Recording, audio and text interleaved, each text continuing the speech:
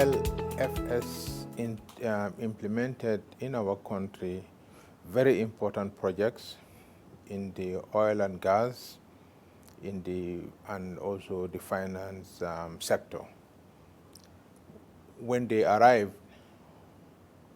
in a very timely fashion, at the time we were negotiating oil and gas, and the PEPLA, the Petroleum Exploration License preparation, was technically very difficult for us as we enter into negotiation stage with different oil companies.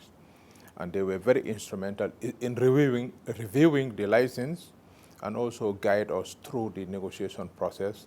And we had a very successful negotiation with British Petroleum and finally signed a license.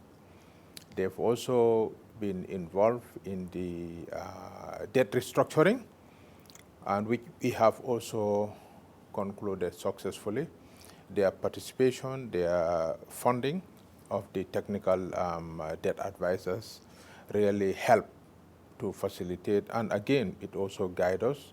Not only that, it's also capacity building for our staff to understand the dynamics and the nitty-gritties of negotiating debt restructuring.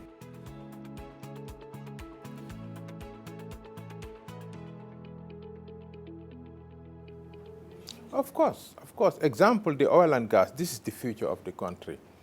And what we have negotiated is about the future generations. What we have today with the British Petroleum and including Petronas and FA, these are international best practices, and I believe, and I'm convinced that anybody who looks at it from any point of view will know that it is in the interest of the country, the future generation. When we signed with British Petroleum, they said this is the best contract and negotiation that they've ever had in Africa. This is a word from the British Petroleum. And what are we talking about?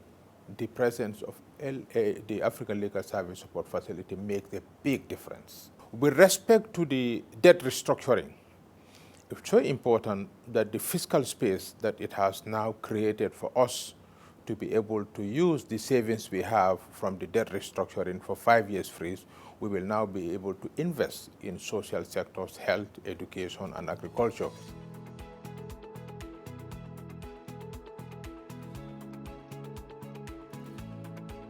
And they have also been very instrumental in the capacity building for our PPP, Public-Private Sector Division of the Ministry of Finance. This is the conduit.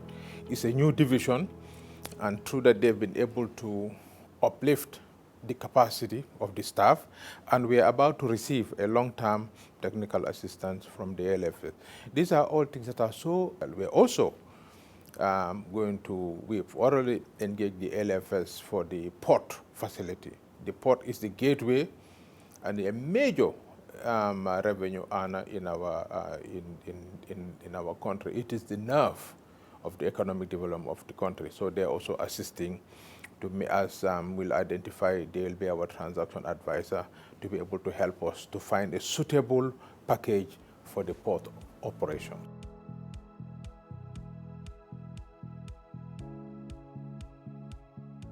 They have achieved their missions with dignity and poise, the credibility that they bring into the whole system.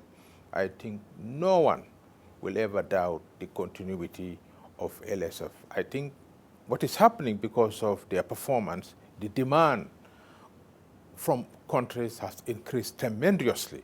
So I think their continuity should be supported by every member of the council or every member state. You know, I call them the guardian angels. They guide in every aspect that you come up, and their responsiveness. They respond not only timely, but the delivery aspect of a timeline, deadline, they always meet it. So my classification is they guide you, they advise you, they support you. And at the end of the day, they never ever come to a country and dictate.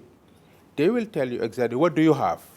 Like when they came, our petroleum license, we give it to them. They didn't condemn us. They said, why don't we review?